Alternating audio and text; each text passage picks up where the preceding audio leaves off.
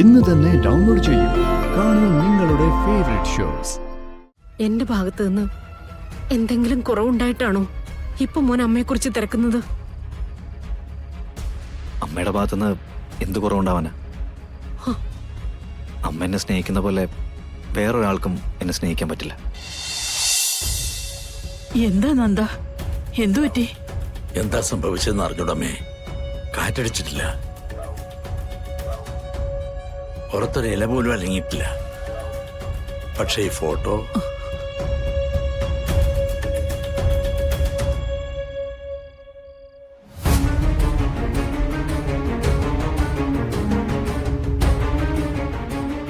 ഇതൊരു നിമിത്താണോ അമ്മേ? ഒന്നും അവസാനിച്ചിട്ടില്ല എന്നുള്ളതിന്റെ സൂചനയാണോ? ഈശ്വര, ഇതേ തലമുറയിൽ നിന്ന് എത്ര പേരെ ശാപം അടർത്തിയെടുത്തു. ഇനി അവസാനിക്കാറായില്ലേ? നന്ദ, ദുരന്തത്തിന്റെ സൂചനയാവില്ല. ഒരുപക്ഷെ എല്ലാവരും കരുതലോടുകൂടി ഇരിക്കാൻ കാണിച്ചു തന്ന ഒരു നിമിത്തമായിരിക്കും. നവീന്റെ ഭാര്യ ഈ ശാപ പരമ്പരയുടെ അവസാനത്തെ കണ്ണിയാവരുത്. അതിന് എന്ത് വേണമെങ്കിലും നമ്മൾ ചെയ്യണം. അവന്റെ അമ്മയുടെ മരണം എങ്ങനെയാണെന്ന് അവനറിയില്ല, ആർക്കും അറിയില്ല. ഈ ശാപം നമ്മളെ പൊള്ളിക്കും അമ്മേ. എന്ത് ശാപം?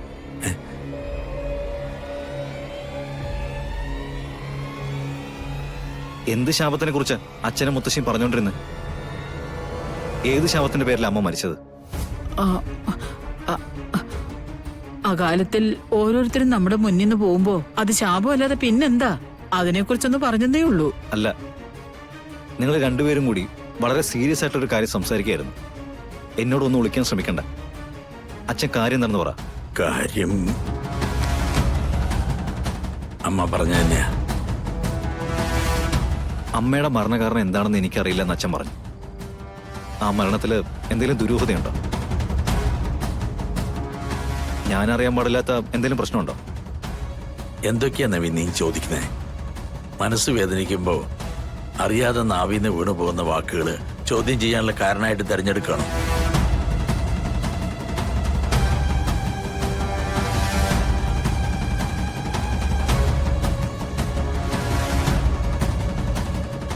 കുടുംബത്തിൽ എന്തെങ്കിലും ചെറിയ ചെറിയ സംഗതികൾ ഉണ്ടാവുമ്പോ ഞങ്ങളുടെ മനസ്സ് വേദനിക്കില്ലേ?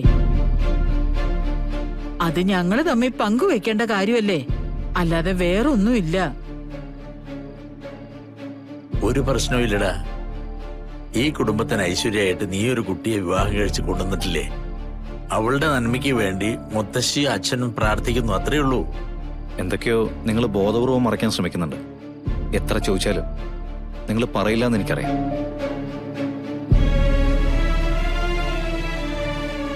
അമ്മേ, അവൻ എന്തൊക്കെയോ സംശയങ്ങളുണ്ട്. ഒന്നും ചോദിക്കാനും പറയാനും നിക്കണ്ട. അതിനുള്ള സമയം നമ്മുടെ മുന്നിലില്ല.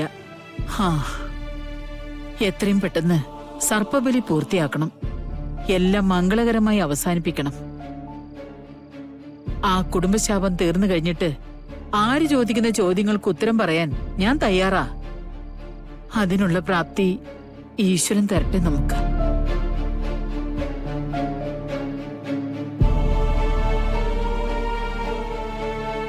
അമ്മേ, അമ്മേ, നാഗത്തറയിലേക്ക് ഞാനുണ്ട്. അത് കൊള്ളാലോ, മനസ്സിലായി. രാധമോള് പൂജ ചെയ്യുന്നുണ്ടല്ലേ? അല്ലായിരുന്നെങ്കിൽ വിളിച്ചാ പോലും അങ്ങോട്ട് വരത്തില്ലായിരുന്നല്ലോ. മുൻപ് പൂജകളുടെ കാര്യത്തിലൊന്നും എനിക്ക് താല്പര്യം ഉണ്ടായിരുന്നില്ല. പക്ഷേ ഇനി അത് പറ്റില്ല. ഞാൻ അവിടെ ഉണ്ടാവണം. എന്റെ ഗാഥയ്ക്കൊന്നും സംഭവിക്കാതിരിക്കാൻ. അതെന്താ മോൻ അങ്ങനെ പറഞ്ഞത്? ഗാഥമോൾക്ക് എന്ത് സംഭവിക്കാനാ? അമ്മേ, ഞാനൊരു കാര്യം ചോദിച്ചു കഴിഞ്ഞാൽ എന്നോട് സത്യം പറയൂ. എന്താടാ? എന്റെ അമ്മ എങ്ങനെ മരിച്ചത്? പെട്ടെന്ന് വീണ് മരിച്ചുപോയെന്നാണ് എന്നോട് പറഞ്ഞത്. അതങ്ങനെയാണോ? ഇതെന്താ ഇപ്പൊ ഇങ്ങനെ ഒരു ചോദ്യം? അമ്മയ്ക്ക് അറിയാമെങ്കിൽ പറയും. എന്റെ അമ്മയുടെ മരണത്തിന് പുറകില് എന്തെങ്കിലും ദുരൂഹതയുണ്ടോ? ദുരൂഹതയോ? അമ്മയുടെ മരണത്തിന്റെ കാര്യത്തില് മുത്തശ്ശി അച്ഛനും എന്തോ എന്നിൽ നിന്നും മറയ്ക്കുന്നുണ്ടോന്ന് എനിക്കൊരു സംശയം. മോനിപ്പോ ഇങ്ങനെ ചോദിക്കാൻ കാരണം എന്താണെന്ന് എനിക്കറിയില്ല. ഞാനിവിടെ വന്നിട്ട് ആരോടും ഒന്നും ചോദിച്ചിട്ടുമില്ല. ഒരു സാധാരണ മരണം എന്നാ ഞാൻ അറിഞ്ഞിരിക്കുന്നത്. തറവാട്ടില് മരിച്ചുപോയവരുടെ ഫോട്ടോസ് ഇരിക്കുന്നത് അമ്മ കണ്ടിട്ടില്ലേ? ഉണ്ട്. അവരൊക്കെ എങ്ങനെ മരിച്ചു പോയവരാണെന്ന് ആരെങ്കിലും പറഞ്ഞിട്ടുണ്ടോ? ഇല്ല, അങ്ങോട്ട് പോവാൻ തന്നെ മുത്തശ്ശി സമ്മതിക്കാറില്ല. അത് തന്നെ ഞാൻ പറഞ്ഞത്. ഇവിടെ മരിച്ചുപോയ എല്ലാവരുടെയും പുറകില് ഒരു കഥയുണ്ടമ്മേ. ആ കഥ ഗാഥയുടെ കാര്യത്തിൽ ആവർത്തിക്കുന്നത് എനിക്കിഷ്ടമല്ല. എനിക്ക് എൻ്റെ അമ്മ മരിച്ചത് എങ്ങനെയാണെന്ന് അറിയത്തില്ല. അത് മോൻ അച്ഛനോടും മുത്തശ്ശിയോടും ചോദിച്ചോളൂ. എന്റെ ഭാഗത്ത് നിന്ന് എന്തെങ്കിലും കുറവുണ്ടായിട്ടാണോ ഇപ്പൊ മോൻ അമ്മയെക്കുറിച്ച് തിരക്കുന്നത്? അമ്മയുടെ ഭാഗത്തുനിന്ന് എന്ത് കുറവുണ്ടാവാന്? അമ്മ എന്നെ സ്നേഹിക്കുന്ന പോലെ വേറൊരാൾക്കും എന്നെ സ്നേഹിക്കാൻ പറ്റില്ല. പിന്നെ ഇത്രയും കാലം എൻ്റെ പെറ്റമ്മയെക്കുറിച്ച് ഒരു വാക്ക് പോലും പറയാതിരുന്നത് അമ്മ എനിക്ക് തരുന്ന സ്നേഹത്തില് ഞാൻ പരിപൂർണ തൃപ്തനായതുകൊണ്ടാണ്. അമ്മ എൻ്റെ ഭാഗ്യമാണ്. പക്ഷെ ചില കാര്യങ്ങൾ എനിക്ക് അന്വേഷിച്ചറിഞ്ഞേ പറ്റൂ. അത് എൻ്റെ ഗാഥയുടെ ജീവന് വേണ്ടിയാണ്. മോനെ, അമ്മയ്ക്കൊന്നും മനസ്സിലാവുന്നില്ലല്ലോ. നീ ഒന്ന് തെളിച്ചു പറയൂ. അതൊക്കെ പറയാം. ഇപ്പോ പൂജയുടെ സമയമില്ലേ അമ്മ?